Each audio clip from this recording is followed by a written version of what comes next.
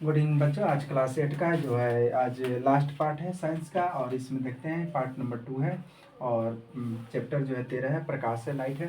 तो यह अंतिम पार्ट है, इसके बाद तुम लोग को मैथ चलेगा। देखो बच्चों, फर्स्ट क्वेश्चन है कि आपतन कोण परावर्तन कोण के बराबर होता है। हाँ, सदैव। क्या होता है, इसका आंसर क्या हो जाएगा? हाँ, सदैव होता है। यानी समतल दर्पण द्वारा बनाया गया प्रतिबिंब होता है, तो समतल प्रतिबिंब बनाया कहता है आभासी दर्पण के पीछे तथा विलंब यानी विलंब के सामने के बराबर, यानी विलंब के सामने के बराबर ही होता है। यानी बिंब के सामने, विलंब नहीं होगा, यहाँ पर बिंब होना चाहिए। क्या होना चाहिए? बिंब के सामने यानी आभासी दर्पण के पीछे तथा बिंब के सामने होता है। अगला है कि देखो कलाइडोस्कोप की रचना का वर्णन कीजिए। तो कलाइडोस्कोप की रचना क्या है? तो कलाइडोस्कोप रचना क्या है?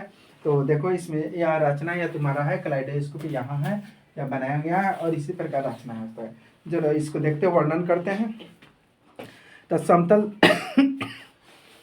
वर्ग के 15 सेंटीमीटर लंबे तथा 4 सेंटीमीटर चौड़े 3 आयताकार टुकड़ों को लेते हैं तथा तीनों को सिरों को सटाकर टेप लगा देते हैं। बने आकृति को एक तथा सिरे गत्ते को तथा टुकड़े से बंद कर देते हैं, जिससे केंद्र में एक छिद्र होता है और दूसरा सिरा घिसे हुए कांच की प्लेट से बंद कर देते हैं। दूसरे सिरे को बंद करने से पहले रंगीन चूड़िया के कुछ टुकड़ों को दर्पण के पीछे में रख देते हैं। अब यह गत्ते को टुकड़े को पीछे से होकर यानी देखने पर रंगीन भांति के पैटर्न दिखाई देते हैं, और नाली को घुमाने पर चूड़ियों के टुकड़ों का क्रम बदल दिया जाता है, और जिससे यह नए पैटर्न भी यानी कि दिखाई देता है। अब इस प्रकार यह जो है इस प्रकार यह 3 तरह से बांध दिया जाता है। इधर देखता है, यहाँ पर 3 तरह से शिष्य को यानी कि बांध दिया जाता है, इसमें टुकड़े रख दिया जाता है, यहाँ से देखा जाता है, अच्छी तरह में देखेगा, और जैसे जैसे इसको घुमाएगा वैसे रंग बिरंगी यह सूर्या नजर आती है।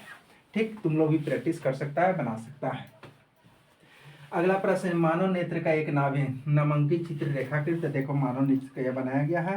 बीच में देखो, बीच में जो का चाप द्रव होता है, जो सेकंड वाला फर्स्ट सेकंड वाला जो है दृष्टि पटल होता है, और यहाँ दो कोण वाला जो है देखो पक्षमावी पेशी होता है यहाँ पर, और देखो यह जो है दुख तंत्रिका होता है। यहाँ जो है ये वाला जो है अस्वच्छ मंडल होता है, यह यहाँ तंत्रिका और पुतली एक होता है। तंत्रिका और यानी परितारिका और पुतली यहाँ दोनों एक है, और नेत्रोद यहाँ से होता है, नेत्रोद खाली स्थान है, और क्रिस्टलीय द्रव यह बीच में होता है। क्रिस्टलीय क्या होता है? बीच में होता है।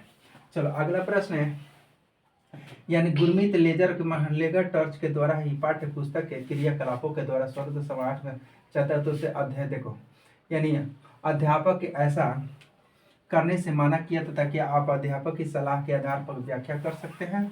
तो देखो यानी कह रहा है, यानी गुरमीत तो लेजर टॉर्च से उत्पन्न प्रकाश आंख के रेटिना को क्षति पहुंचाता सकता है, इसलिए अध्यापक लेजर टॉर्च का उपयोग करने से माना किया था। आंख पर उससे पढ़ने से क्या होता है? आंख पर हानि होता है, इसलिए लेजर टॉर्च को अध्यापक जो है शिक्षक माना करता है। अगला है देखो वर्णन 12 नंबर, वर्णन कीजिए कि आप अपने नेत्रों की देखभाल कैसे करेंगे। तो देखो अपने आंखों की देखभाल कैसे कर लेंगे, ध्यान से सुनो।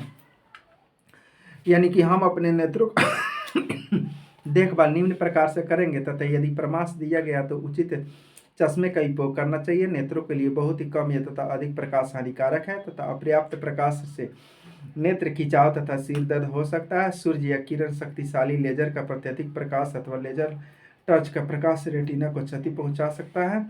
सूर्य या किसी शक्तिशाली प्रकाश स्रोत को कभी भी सीधा नहीं देखना चाहिए तथा अपने नेत्रों को कभी नहीं रगड़ना चाहिए तथा यदि नेत्रों में कोई धूल का कण गिर जाए तो नेत्रों को स्वच्छ जल से धोना चाहिए। यदि कोई सुधार न हो तो डॉक्टर के पास जाना चाहिए। अपने नेत्रों को बारंबार स्वच्छ जल से धोना चाहिए। पठन सामग्री को सदैव दृष्टि की सामने दूरी पर रखकर पढ़ना चाहिए। अपनी पुस्तक को नेत्रों को बहुत समीप लाकर तथा उसे नेत्रों को बहुत दूरी पर नहीं पढ़ना चाहिए, और विटामिन ए युक्त भोजन का उपयोग करना चाहिए।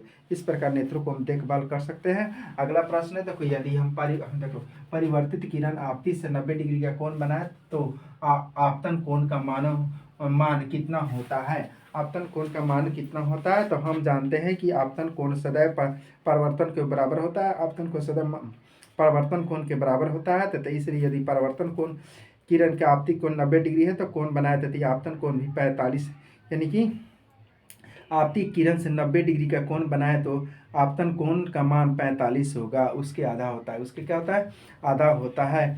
अगला है देखो 14 नंबर वाला, यदि दो समानांतर दर्पण एक दूसरे को 40 सेंटीमीटर के अंतराल पर रखे हो तो इनके बीच की रखी एक है, यानी मोमबत्ती के कितने प्रतिबिंब बनेंगे, तो 40 डिग्री क्या करा 40 सेंटीमीटर का रहा है तो इसका जो है अनंत प्रतिबिंब बनेंगे। कैसे प्रतिबिंब बनेंगे, 40 सेंटीमीटर का, इसलिए अनंत प्रतिबिंब बनेंगे। आगे 15 के दो दर्पण एक दूसरे को लंबवत रखे तथा प्रकाश की एक किरण दर्पण के द्वारा 90 डिग्री कोण पर आपतित होती है तो जैसे कि निम्न चित्र दर्शाया गया तथा दूसरे दर्पण को परिवर्तित होने वाली परिवर्तन यानी परिवर्तित किरण बनाइए। देखो यहाँ 90 डिग्री पर रखा हुआ है, यहाँ 90 डिग्री कोण बनता है, यह किरण से टकराता है, फिर यह कैसे कैसे यानी 30 60 षटक बनता है, और इस प्रकार यह जो है यानी कि यह तुम्हारा 150 का कोण बनता है। तो इस प्रकार 30 60 यानी कि किरण यहाँ से आता है और यहाँ से छूकर यानी यहाँ आकर यहाँ जा रहा है। तो इस प्रकार तुम लोग देख सकता है कि कैसे कैसे किरण आकर यानी कि यह कोण बना रहा है, समझ में आया। तो इस प्रकार कोण बनता है। तो अगला है देखो ध्यान से 16 नंबर वाला कि निम्न में चित्र में दर्शाए गए अनुसार बूझो एक समतल दर्पण को ठीक सामने पी से कुछ हटकर एक किनारे ए पर खड़ा होता है तो क्या हुआ, जब स्वयं को दर्पण को देख सकता है तो क्या हुआ, यानी कि तथा आर पर स्थित भुजों पर प्रतिबिंब बीम की भी देख सकता है। देखो यहाँ पर भुजो है, यहाँ पर पी है और यहाँ पर क्यू है, यहाँ पर आर है, यह समतल दर्पण है और इसको देखो क्या क्या देख रहा है। तो इस प्रकार हम स्वयं भुजो स्वयं को नहीं देख सकती ताकि वह दर्पण सीमा के बाहर है तथा पी पर प्रतिबिंब सरलता से दिखाई देंगे, परंतु आर पर प्रतिबिंब यानी पी पर दिखाई देंगे, आर पर प्रतिबिंब नहीं दिखाई देंगे, समझ में। सरलता जो सामने सामने रहता है उसको ज़्यादातर दिखाई देता है। अगला क्वेश्चन है देखो ध्यान से, यानी कह रहा है कि ए पर किसी बिंदु पर समतल बनने के प्रतिबिंब की स्थिति ज्ञात कीजिए। तो ए पर प्रतिबिंब दर्पण उसी पर दूरी पर बनेगा, यानी दूरी स्वयं, यानी कि क्वेश्चन नंबर ए पर, यानी कि यहाँ देखो ये या ए है, बी है, सी है, तो ए पर कटिस यानी कि कह रहा है ये पर प्रतिबिंब पर उसी दूरी पर बनेगा जिस दूरी पर वह वस्तु दर्पण के आगे है, वस्तु दर्पण के आगे है उसी प्रकार वो बनता है। दूसरा मतलब क्या स्थिति बी से पहली प्रतिबिंब को देख सकते हैं। ए देखो दूसरे नंबर पर ए की से प्रतिबिंब को देख सकते हैं, ए को प्रतिबिंब को क्या कर सकते हैं, सामने किसी के सामने देख सकते हैं। सी नंबर वाला स्थिति देखो क्या कर रहा है, क्या सी को बूझो तो इस प्रतिबिंब को देख सकता है, तो स्थिति में सी इनसे ए प्रतिबिंब को देख सकता है, सी भी तुम्हारा एक पर यानी कि देख सकता है ए को सामने सामने, इसको प्रतिबिंब को इसके सामने यानी यहाँ से यहाँ वो देख सकता है।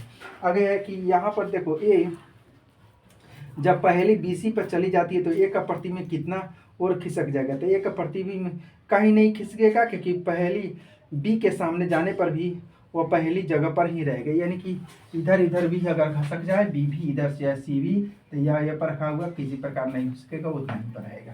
तो ठीक है, थैंक यू बच्चों, आज ये 8वां क्लास का साइंस समाप्त हुआ। आगे फिर नेक्स्ट मैथ चलेगा। Thank you.